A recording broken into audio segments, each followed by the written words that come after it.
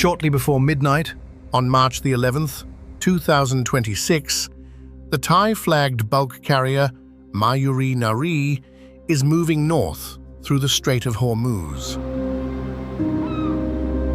Her course is routine. She has done it before. She is a working ship, 32,000 tons, a crew drawn from the Philippines and Myanmar, cargo bound for an Iranian port that had, until that week, been open to commercial traffic on a first-come, first-served basis. The water is calm, the sky is clear, the strait's navigation lights are visible on both sides. But the Mayuree Naree has not paid the fee. In Tehran, a member of the Iranian parliament named Aledin Burujurdi has publicly confirmed, just days earlier, that merchant vessels are now being charged up to $2 million per passage. The money is framed as compensation for what Iran calls its war costs. The payment is collected, according to reporting by Lloyd's List and Bloomberg, in Chinese yuan or in cryptocurrency. The mechanism is informal. The consequence of refusing is not. At approximately 11:47 at night, a single strike hits the Mayuree Naree at her stern.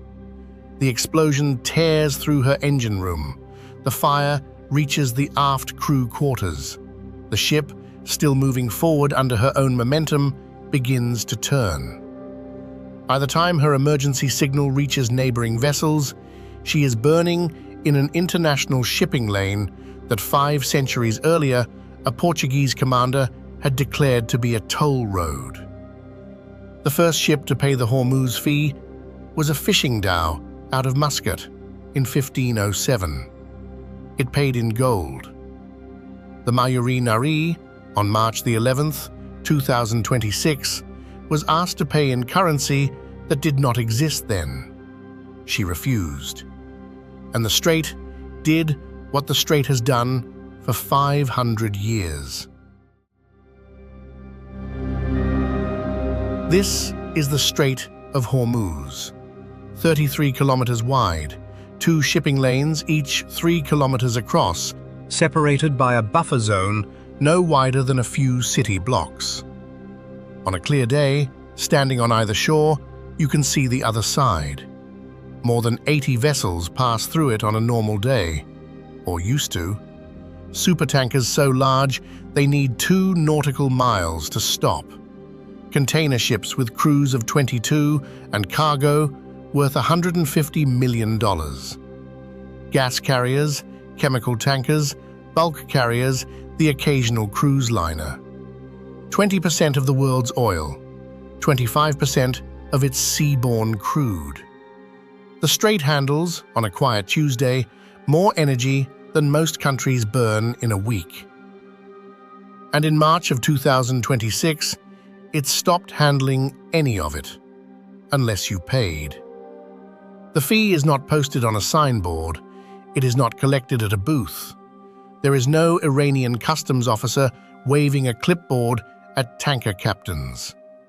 What there is instead is a phone number, a Tehran-based middleman, a demand transmitted via radio or satellite message that states in plain language what Iran's parliament has already publicly confirmed, that merchant vessels are being charged up to $2 million per passage, payable in yuan or cryptocurrency, and that the alternative is a missile. On March the 5th, a bulk carrier named Iron Maiden transited the strait while broadcasting the words "China owner" on every maritime channel. She was not struck. 2 days earlier, a Turkish-operated gas carrier named Bogazici broadcast that she was Muslim-owned. She too passed unharmed. On March the 11th, the Mayuree Naree broadcast her actual registration, her actual ownership, and her actual cargo. The strait is not closed. It has been closed, briefly, symbolically, during moments of maximum crisis. But what it is now is something stranger. It is conditionally open. It is open to some and closed to others. It is open to those who have paid and closed to those who haven't. The price is not the same for every flag. It is, in every sense that matters, a toll road. To understand how we got here, you have to understand the water itself. The Strait of Hormuz sits between the Islamic Republic of Iran to the north and the Sultanate of Oman to the south. Specifically, it sits between Iran's Hormuzgan province and Oman's Musandam Peninsula, a wedge of Omani territory so awkwardly shaped that it is physically separated from the rest of the country by the United Arab Emirates. On a clear morning, a goat herder standing on the cliffs of Jebel Harim in Omani Musandam can watch Iranian fishermen drop nets into water that laps against the shore of Keshem Island, 20 kilometers away. The water is warm, rarely below 22 degrees Celsius, sometimes above 33 in late summer. It is shallow in places, 60 meters deep at the shipping lanes, darker blue further out. The currents are gentle, the tides are predictable. Dolphins surface between the wakes of supertankers. Fishing boats leave at dawn and return by midday, their holds full of sardines and hamur. Ospreys nest in the limestone cliffs. In November, flamingos arrive in their tens of thousands to feed in the tidal flats along the Iranian coast. It does not look from any distance like the most strategically consequential waterway on Earth. It looks like a body of water that belongs to no one in particular. That appearance is wrong. It has been wrong for at least 700 years, and the first person to prove how wrong it was arrived at the harbor in September 1507 with 6 ships and 500 starving men. Hormuz Island is 42 square kilometers of red rock. It sits at the mouth of the Persian Gulf, just off the Iranian mainland, about 8 kilometers from the port of Bandar Abbas. It is not large. It has no significant freshwater source. Its population today is around 7,000 people, most of them fishermen or salt workers or guides who take tourists on boats around the coastline. There is a ferry from Bandar Abbas. There is a small hotel. There is a single road that loops the island. But the rock itself is red. Not metaphorically, literally. 600 million years of geological compression have turned the island's soil into a palette of more than 70 mineral colors: ochre, crimson, silver, black, yellow, white. The earth crunches underfoot like powdered paint.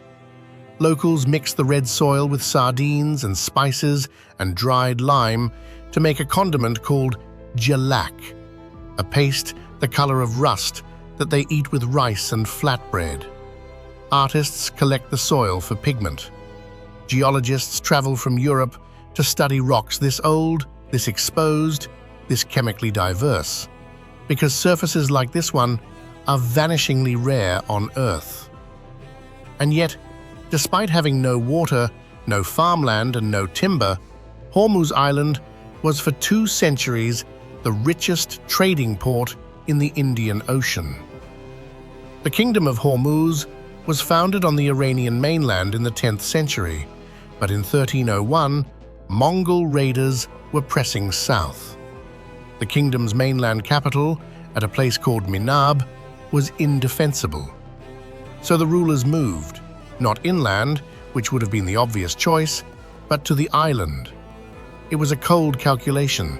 The island had nothing, but every ship entering or leaving the Persian Gulf had to pass within sight of it.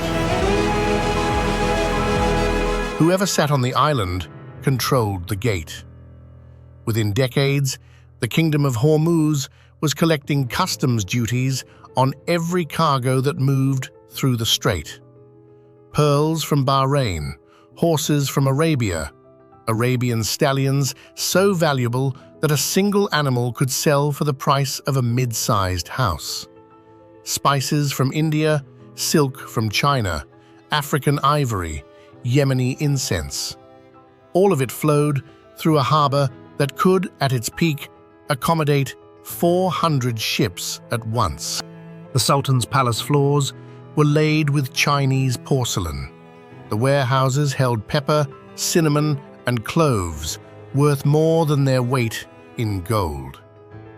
Marco Polo visited in the late 13th century and wrote that he had never seen a busier port. Ibn Battuta came 50 years later and said the same.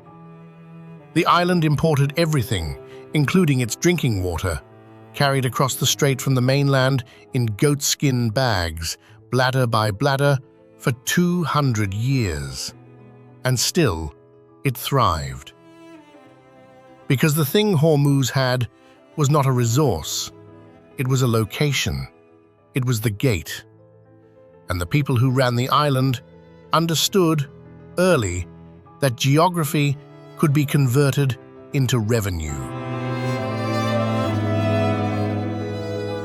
It was this understanding, not the island's mineral wealth, not its harbor depth, not its strategic value to Persia, that attracted the attention of a Portuguese commander who would, in September of 1507, arrive at the harbor with 6 decaying ships, 120 sick men, and orders from his king that he had already decided to ignore. It is September the 26th, 1507. A Portuguese fleet drops anchor in the harbor of Hormuz. The commander is Afonso de Albuquerque, 44 years old, a veteran of campaigns in Morocco and along the East African coast. He is hungry. His men are hungrier. 120 of them are sick with scurvy. He has lost 2 ships to storms. Several of his captains have been openly plotting mutiny for weeks. He has also, quietly, defied the direct orders of King Manuel I of Portugal. His orders were to sail to the Indian port of Cambay. He has instead turned north into the Persian Gulf. In a letter he will later send home, he writes, I translate loosely, that he was forced to change course because his men were starving, and he would rather die like a knight at Hormuz than starve little by little off the coast of India. The young king of Hormuz is 12 years old. His name is Turan Shah II. He rules in name only. The actual power is held by his vizier, a man named Cogiatar. The island has no standing navy capable of resisting Portuguese guns. After a brief and confused bombardment of the harbor defenses, Cogiatar does the only arithmetic available to him. He surrenders. The terms Albuquerque imposes are specific. Hormuz will pay an annual tribute to the King of Portugal, in gold, in pearls, and in Arabian horses. Hormuz will permit the construction of a Portuguese fortress on the island, and Hormuz will enforce, on behalf of Portugal, a document the Portuguese call the Cartaza. The Cartaza is a safe conduct pass. It is, in its mechanics, nothing more than a piece of paper issued by the Portuguese crown. A ship carrying a valid Cartaza is permitted to transit the strait, anchor in Hormuz harbor, and trade with merchants in the port. A ship without one is not. A ship without one can be stopped by Portuguese patrols, have its cargo seized, and, if its captain resists, be burned at sea with everyone aboard. The system is deceptively simple. Portugal does not need to patrol every mile of the Indian Ocean. It does not need to occupy every port. It needs only to sit on one island, this specific island, at this specific gate, and check papers. The Portuguese will run the Cartaza for 115 years. During that period, every ship moving through the Persian Gulf, from the Red Sea, from the Arabian Peninsula, from India, from East Africa, will be required to carry the pass. The revenue from Cartaza sales will fund the Portuguese imperial project across 3 continents. The fortress Albuquerque builds, from the island's own red coral stone, will still be standing, partially intact, 500 years later. And in March of 2026, when a Thai-flagged bulk carrier named Mayuree Naree fails to pay a $2 million transit fee and is struck in the stern by an Iranian missile, the system that kills her is not new. It is 500 years old, and it was invented on a 42-square-kilometer island made of red rock. The only people who have ever lived inside this geography, for real, continuously for centuries, and never paid to cross it, are the fishermen of a village called Kumzar. Kumzar sits at the northernmost tip of the Muscat Peninsula on the Omani side of the strait. It is accessible only by boat. There is no road in. There is no road out. There is a single footpath cut into the cliff above the harbour, and at the top of that path, nothing. The peninsula drops straight back into the sea on the other side. The village consists of about 700 people, a mosque, a school, a clinic staffed by a single doctor who rotates in from the Omani town of Cartaza, and a desalination unit that hums through the night, turning the strait's salt water into drinking water the village cannot survive without. The people of Kumzar speak Kumzari. It is not Arabic, it is not Farsi. It is a language that exists nowhere else on earth, a blend of both, with fragments of Portuguese and Hindi and Baluchi folded in over centuries of trade and intermarriage across 33 kilometers of water. Fewer than 4,000 people speak it. Most of them are from this single village. A man named Muhammad Ali Kumzar has fished these waters for more than 40 years. His father fished them before him. His grandfather fished them before that. None of them, in their entire lifetimes, has ever paid a toll to cross the strait. Because they are not crossing it. They are living on it. And nobody, not the Portuguese, not the British, not the Americans, not the Iranians, has ever found a way to charge rent on a place that is already home. East of Hormuz Island, the Iranian coast stretches out into the largest island in the Persian Gulf. Keshem, 135 kilometers long, wider than Bahrain. A UNESCO global geopark. The ground is still growing. In the interior of the island, a salt cave called Namakdan stretches more than 6 kilometers underground, the longest salt cave ever measured. Its walls are being pushed upward by tectonic pressure, forming new chambers year by year. Salt stalactites grow at rates visible within a human lifetime, centimeters per year. Researchers who visit annually find rooms reshaped. Further east, a canyon system called Stars Valley has been carved not by water, but by wind and salt dissolution. Pillars and arches and hoodoos that look extraterrestrial.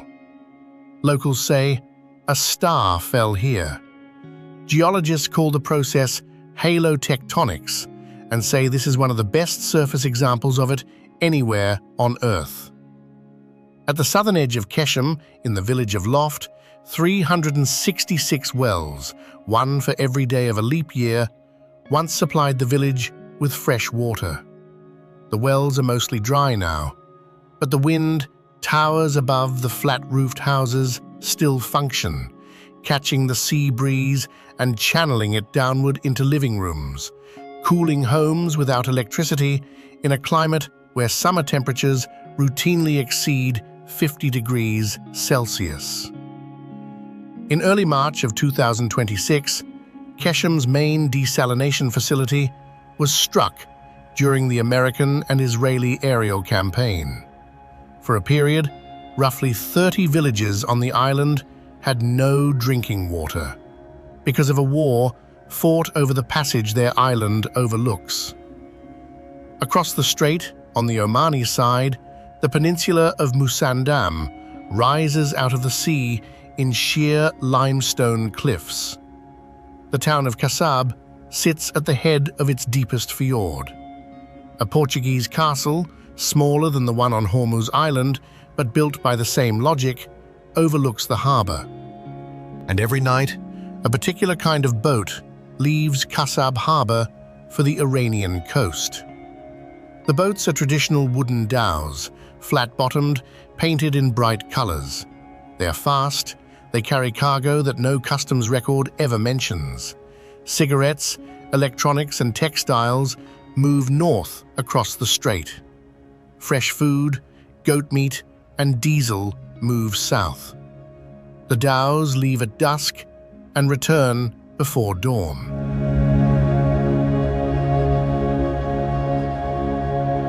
Omani customs officers know the schedule. Iranian coastal guards know the routes.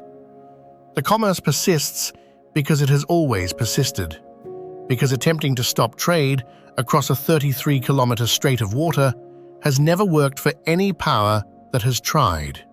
Not the Portuguese, not the British, not the Americans, not the Iranians.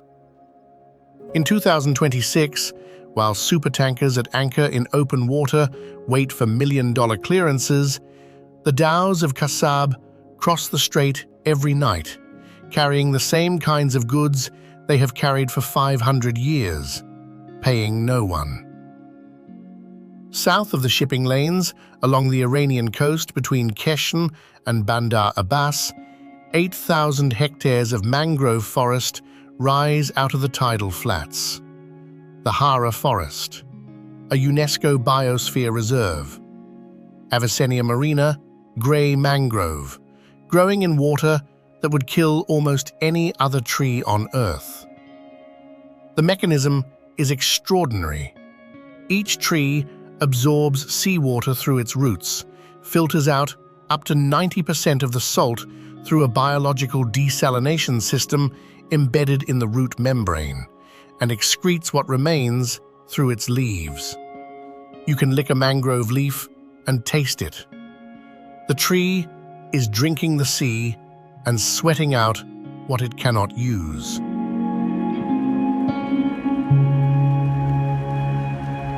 The roots rise above the waterline in a lattice of breathing tubes called pneumatophores, finger-like projections that absorb oxygen directly from the air at low tide.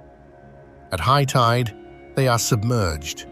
At low tide, they breathe. The forest is a nursery.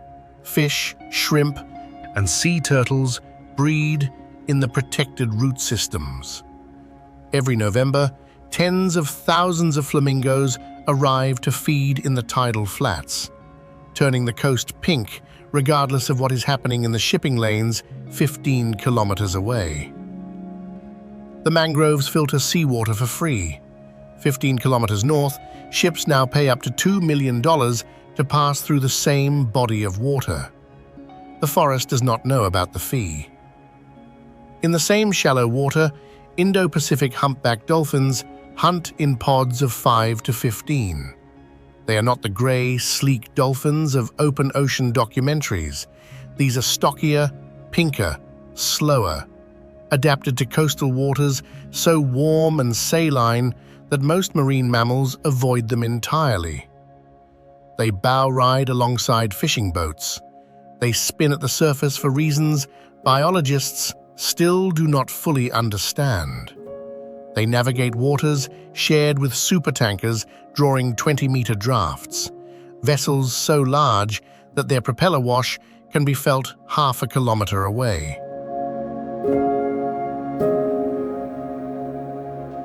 The dolphins do not follow maritime borders.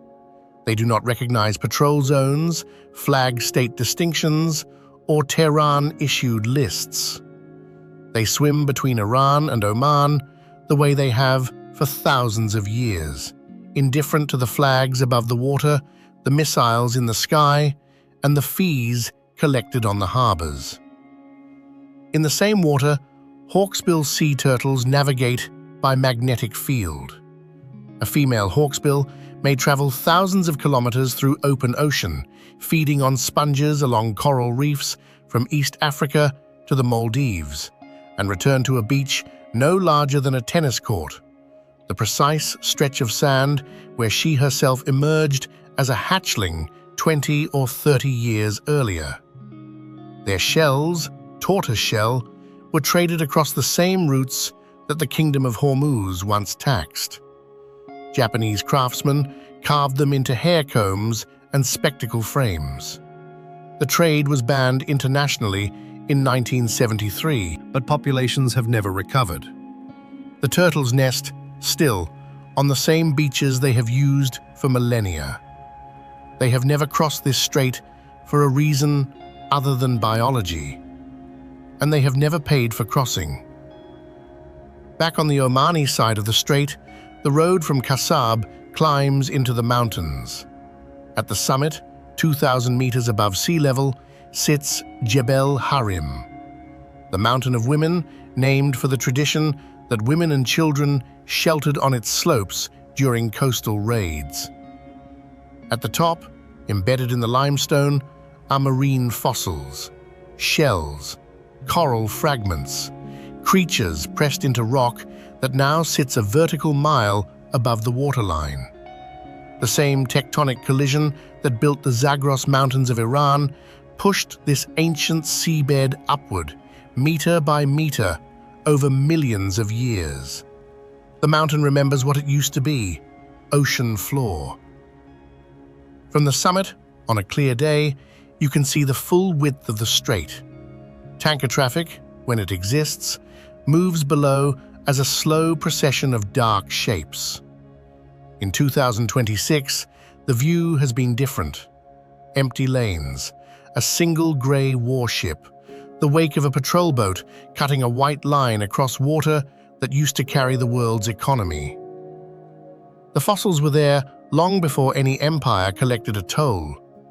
They will be there long after. The Musandam coastline is dotted with small rocky outcrops, each with its own history. On a bare patch of rock called Telegraph Island, the British established a cable relay station in the 1860s, a stop on the London to India undersea telegraph route. The operators lived in extreme heat, isolated from all contact except Morse code. Many went mad. The phrase, "going round the bend," to lose one's sanity, is said to originate from watching ships disappear around the headland, knowing no relief was coming. Further west, in the approach to the strait, sit three disputed islands, Abu Musa and the Greater and Lesser Tuns. Iran seized them in 1971, 2 days before the United Arab Emirates became independent. The dispute has never been resolved. Control of the islands means control of the western approach to the shipping lanes. South of Larak, a speck of an island called Hengam has silver-flecked beaches, natural mica embedded in the sand that catch sunlight in ways that make the shoreline shimmer. No cars, 2 villages. Indo-Pacific humpback dolphins surface offshore, spinning in the same waters where, on most days, supertankers draw their deepest drafts.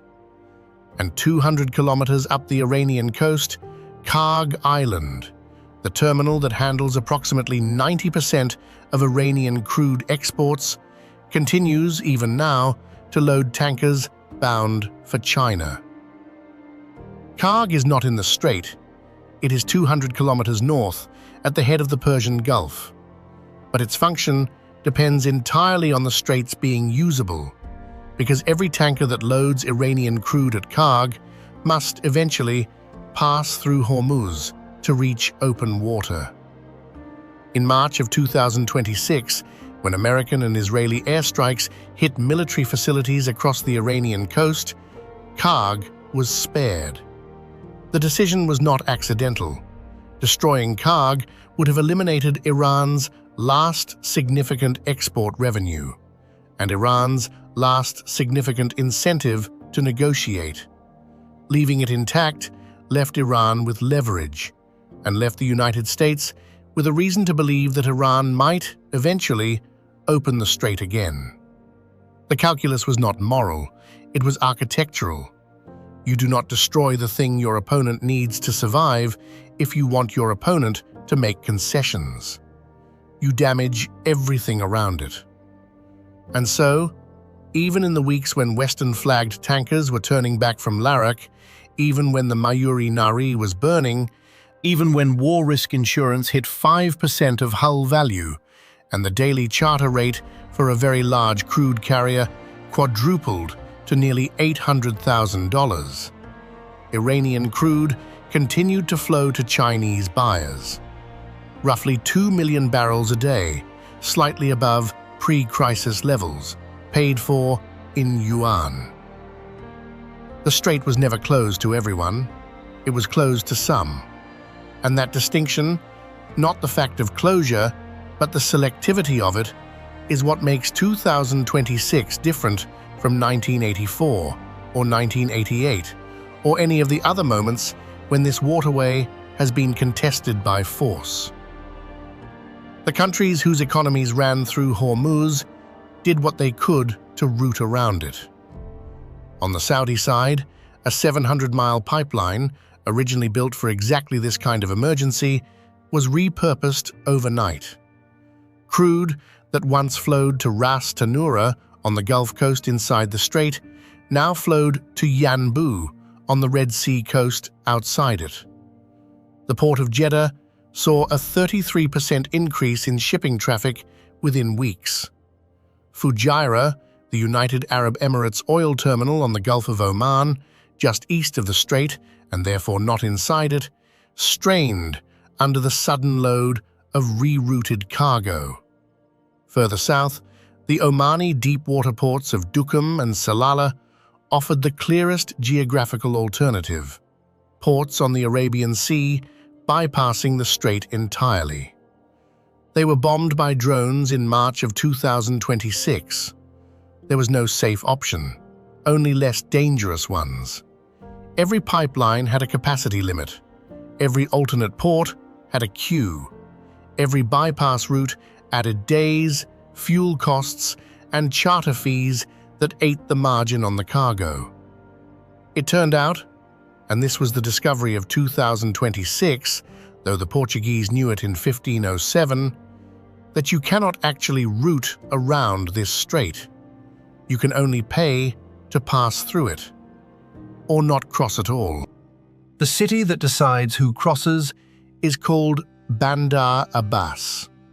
It sits on the Iranian mainland, directly across from Hormuz Island, the same harbor from which, in the 1980s, Iranian warships were dispatched during the tanker war, and from which, in 2026, the orders for who passes and who does not are transmitted by the Islamic Revolutionary Guard Corps Navy.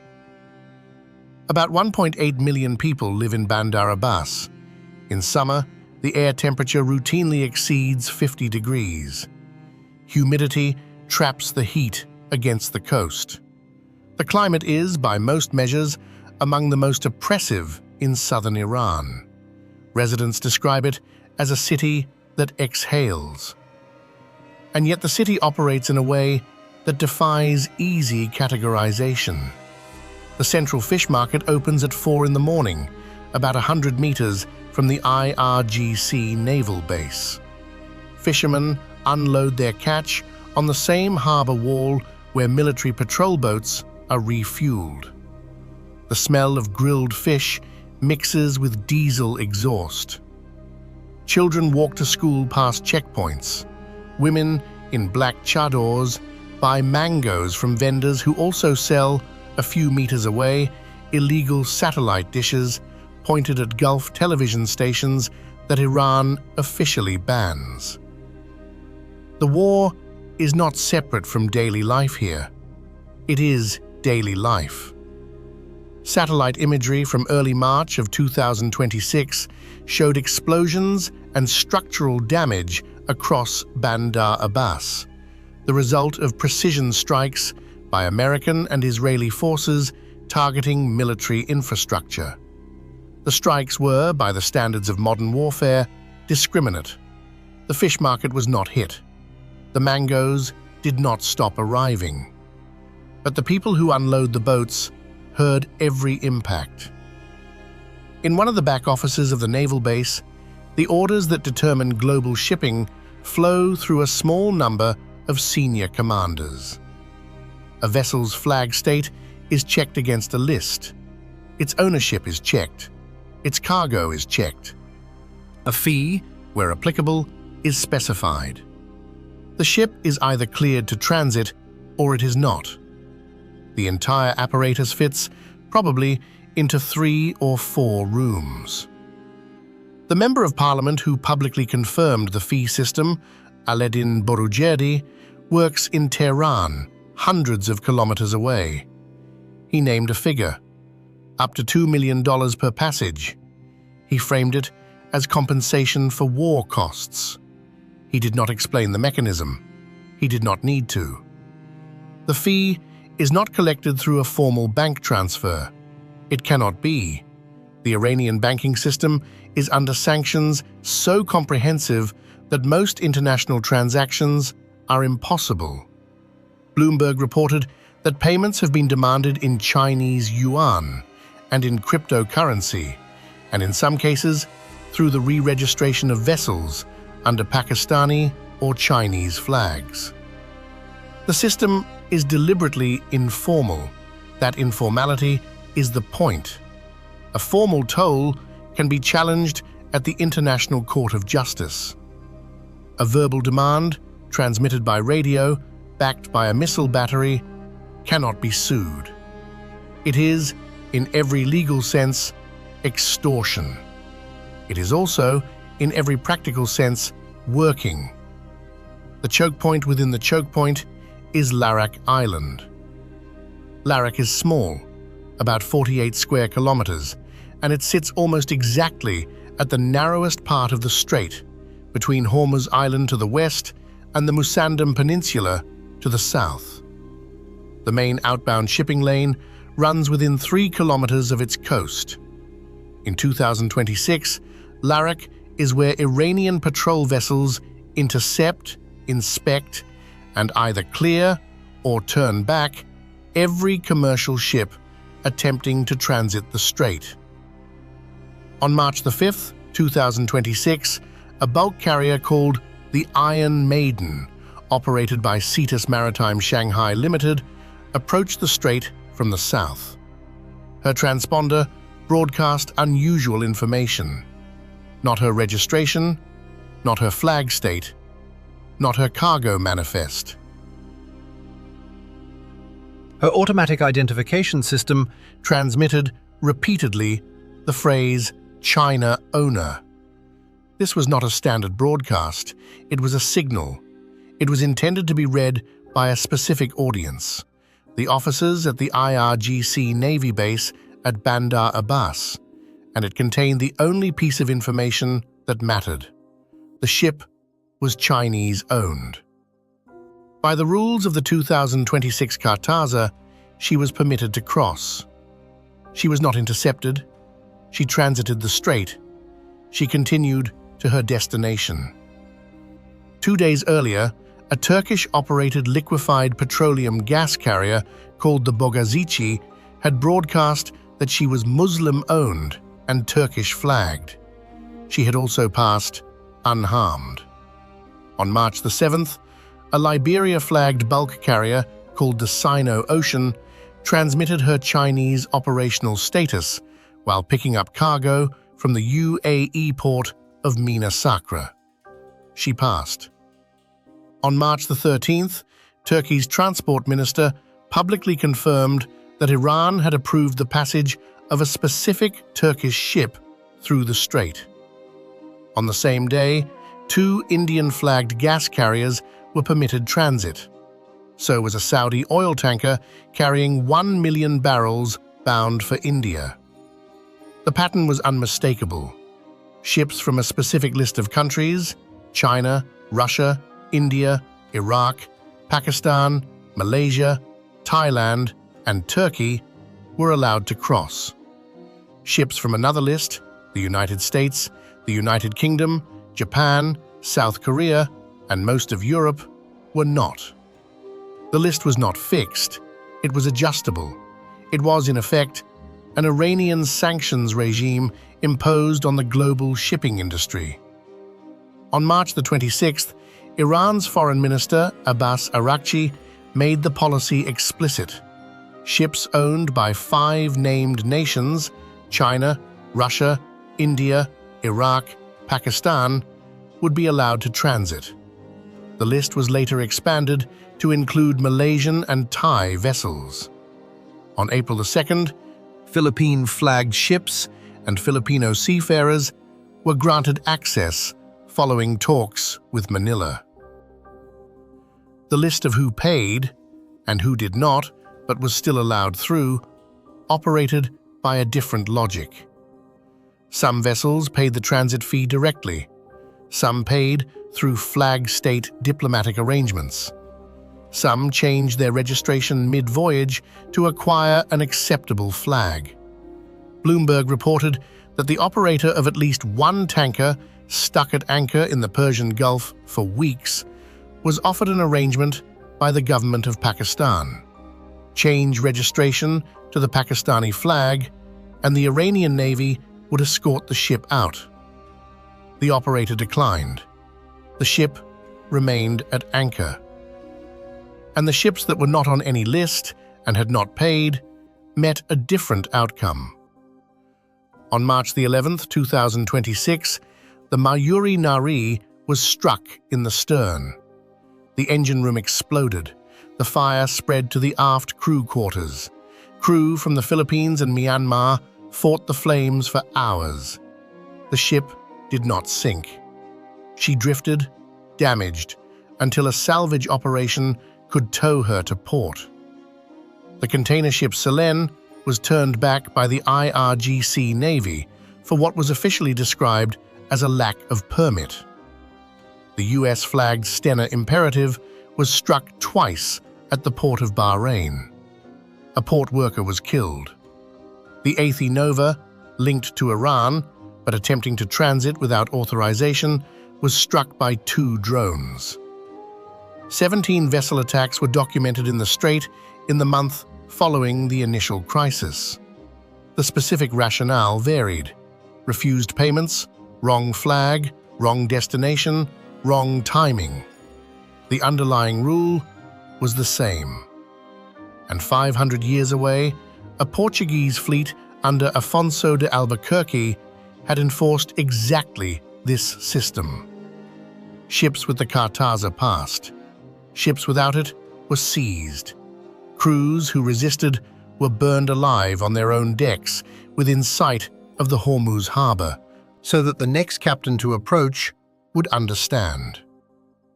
The paper changed. The gate did not.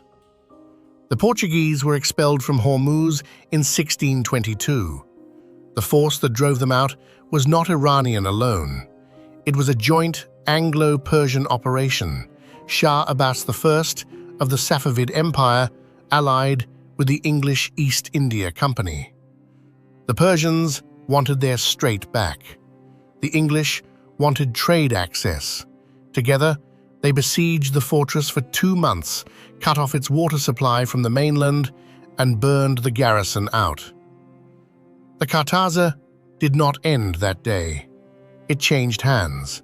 The English inherited the gatekeeping function. The tolls continued under new management. The Persians, under the Safavids, collected their own share. The paper was reprinted. The gate remained open to those who paid, closed to those who did not. The same gate, the same water, the same 33 kilometers. After the English came the British Crown directly, then the Americans after 1945. 7 consecutive regimes of maritime control over 500 years, using the same piece of geography enforced by the same mechanism. Pay the fee or do not cross. The operators change, the toll does not. In Tehran, Iran's parliament is drafting legislation that would formalize the transit fees, moving them from an informal demand backed by missiles into a published, gazetted system of charges. The legal framework is deliberately modeled on Iran's claim to sovereignty over the strait. The bill's language positions the Strait of Hormuz not as an international waterway under the United Nations Convention on the Law of the Sea, which would require free passage, but as Iranian sovereign territory across which vessels transit only with Iran's permission. If the bill passes, the Cartaza of 1507 will have been reinstituted under a modern legal code. The toll will be official. The amount will be public. The rules will be written. The precedent will be established that a nation which controls a maritime choke point may, by unilateral declaration, convert international waters into a toll road. Western governments have called this piracy. The United States has announced a $20 billion reinsurance program to attempt to restore normal tanker transit. 22 nations have signed a statement declaring their willingness to plan a reopening mission. Only the United Arab Emirates, among Gulf states, has declared participation. None of the major European, Asian, or Pacific allies have contributed forces. And the toll has continued to be collected. On a normal day, the Iron Maiden transits the strait. The Bogazici transits the strait. Ships from a list of approved nations transit the strait. Chinese-owned tankers loaded with Iranian crude from Karg Island transit the strait. They pass Larak. They pass the ruins of a Portuguese fortress on Hormuz Island, ruins visible from the shipping lane on a clear day. They pass the harbor where, in 1507, a Portuguese commander built the first system of maritime tolls in the Indian Ocean. They do not see it. Most of their captains do not know what the ruined walls on the Red Island are. Most of the crews could not find Portugal on a map. But the system they are passing under, the system that cleared them to cross, the system that would have burned them if they had refused, is the system that was built on that island 5 centuries earlier by a man who understood that a ship captain does not need to be forced to pay if the alternative is clear enough. You check the paper, you collect the fee, you let the compliant ships pass. You burn the ones that refuse. You do it within sight of the next ships in line. 500 years, the same 33 kilometers, the same strategy. The fishermen of Kumzar set out before dawn on the morning after the Mayuree Naree was struck. They did not know about the strike. They would not hear about it for another day. The village has limited internet, and the strike had happened in water 14 kilometers from their harbor, but separated from it by cliffs so tall that the village sits in a pocket of silence for most of the day. The tides the next morning were the same as the tides the morning before. The sardines were running. The boats went out. Muhammad Ali Kumzar is 63 years old. He has fished these waters for more than 40 years. He has watched the Portuguese fortress on Hormuz Island fade from a working garrison to a ruin. He has watched British telegraph operators arrive, report for duty, and leave. He has watched American warships arrive in the 1980s and anchor in water his grandfather fished alone.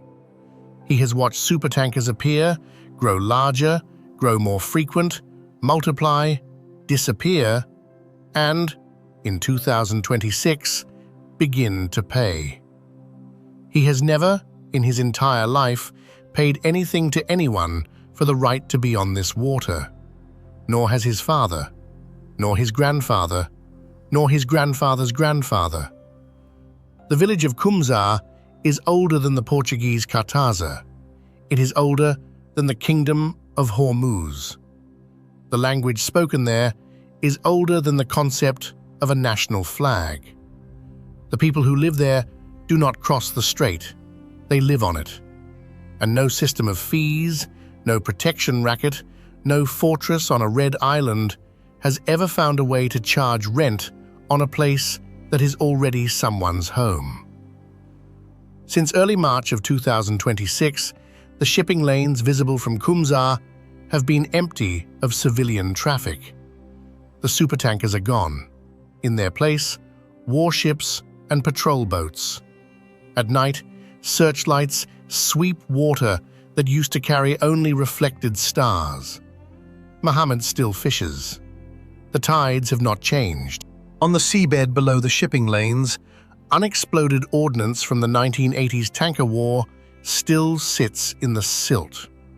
Mines laid by both sides corroding slowly, occasionally detonating when a trawler net drags across them.